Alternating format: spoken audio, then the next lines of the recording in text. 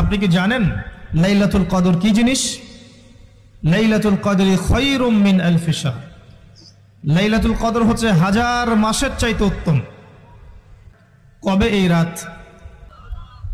এই রাতে কি হয়? স্পেশাল তানাজ্জালুল মালাইকাতু ওয়ার রূহ। এই মাসে আল্লাহর পক্ষ থেকে আল্লাহর ফেরেশতারা নেমে আসেন। কোথায় নেমে আসেন? পৃথিবীতে। তাদের সর্দার হিসেবে থাকেন জিবরাইল আলাইহিস সালাম। প্রত্যেকটা বিষয়ের ফয়সালা হয় এই রাতে, লাইলাতুল কদরে।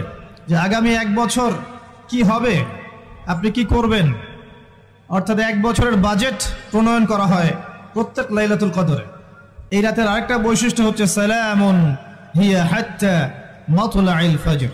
ফজর পর্যন্ত এই রাতে শান্তি শান্তি শান্তি শান্তি প্রশান্তি বজায় থাকে। এই রাতে আপনি যে দোয়া করবেন, যে কোনো দোয়াই করবেন, যদি আপনার রিজিকটা হালাল হয় ইনশাল্লাহ কবুল হয়ে যাবে। যে কোনো দোয়া।